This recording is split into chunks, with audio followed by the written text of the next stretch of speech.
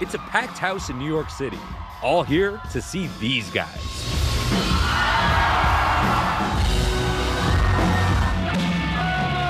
You recognize them? The light suits, the boyish energy, the unbridled joy. How about now?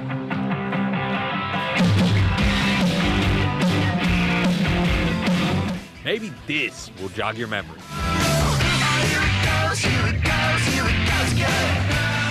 Oh yeah, this you'll definitely remember.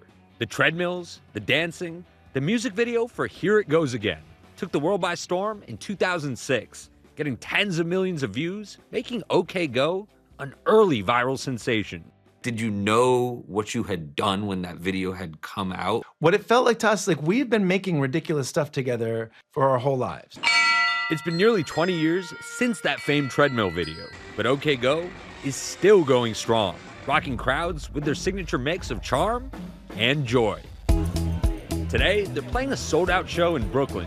Fans as loyal and passionate today as they were decades ago. Oh, yes! OK Go! Whoa! We're ready to go with OK Go. I've been watching their music videos since like as long as I can remember it. Even NPR radio legend Ira Glass is a fan. I have such respect for the fact that they just keep inventing stuff that's new.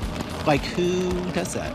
The quintessential mid-2000s supergroup, OK Go, is on tour promoting their first new album in more than a decade, called And the Adjacent Possible. We have a record.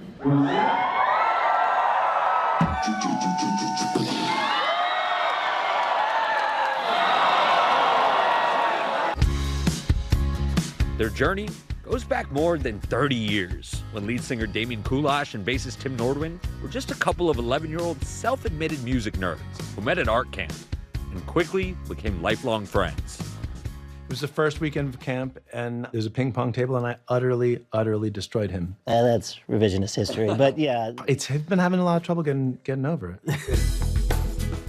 In 1998, the duo teamed up with drummer Dan Konopka to form OK Go.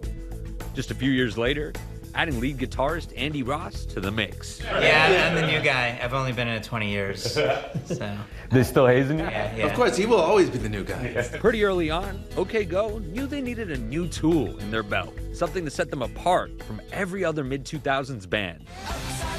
Enter the OK Go music video. The way it started was that our very first song we ever recorded, we had one demo, and a local Chicago public access station asked us to come play on their TV show. And we were too green to know that that meant lip syncing. So yeah, being the like snotty indie rockers we were like, if we have to lip sync, then we should do the art that goes with lip syncing. We're gonna do a ridiculous boy band dance. Swing for the fences. Swing for the fences. This became their first video and the birth of a new style, Cinnamon Lips. That totally absurd boy band dance quickly morphed into one of their earliest videos, A Million Ways, which you can see is just four friends, boy band dancing in unison in a backyard. If you like that video, like, you're already one of us. It's like, that's a specific sense of humor and a specific type of joy. And so we went back to my sister, who was a professional ballroom dancer at the time, and we're like, we gotta take it up a notch.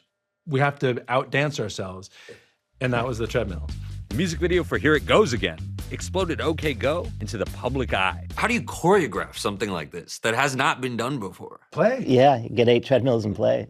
Like, you have to be young enough that hurling yourself at treadmills and getting mildly injured is not a problem for you. Did that happen? Yeah, most of the time you jump in a moving surface, you land on your ass, but it's not that bad. Yeah. Nobody was hospitalized. Wanna up the stakes? How about playing that treadmill dance live on the 2006 MTV Video Music Awards? So we had to rehearse a lot because you get one shot, and like Beyonce's in the front row, and there's 10 million people watching. And Dan's shoe actually came off in the middle of that performance, and he got it back on. I saw him hop on one leg on a treadmill. It's not easy to do. Here It Goes Again won them the Grammy for Best Short-Form Music Video, and more importantly, garnered the band a legion of fans online, just a few of whom tried their own hand at the treadmill bit. It was around that point that it was like, we're that treadmill band, what happens now? Pushing the envelope with every single video. Playing music with a car in Need and Getting. warping your mind with trick photography in the writings on the wall, doing choreography with furry friends for White Knuckles, dancing on mobility scooters in I Won't Let You Down. What's it like being in the room with the four of y'all when you're like, we're gonna make a video, but wait, it's not just gonna be any video? The truth is that the beginning of it is always really simple. I was like, guys, zero gravity. Look at this. And everyone's like, yeah, that's cool, Damien. That idea for a video in 0G became Upside Down and Inside Out, shot entirely in one take inside a moving plane. Took 10 years to find somebody to give us a plane, but they did. An airline came to us and said, like, we love the stuff you do. We love how you connect with people. What would you do if we gave you an airplane? And I know exactly what we do with an airplane. I've been planning for this moment my whole life. Their latest video for their new single, Love, pushes it even further.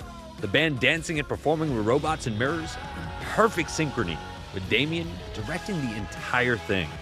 We've all seen cool mirror tricks before, and the one thing robots add is that they can hit it so precisely and keep it in time to music. That day doesn't happen until there has been months and months of play. Yeah. In the OK Go universe, videos might be the fuel that keeps it all running. The fun is the universal currency. Fans, they're the lifeblood. They're nerdy and they're curious and they're joyful, and after all these years to be able to like go out on stage and have a sea of people who are such a wide range of ages and are there to feel that with us. We love you! It really validates all of the work that goes into it.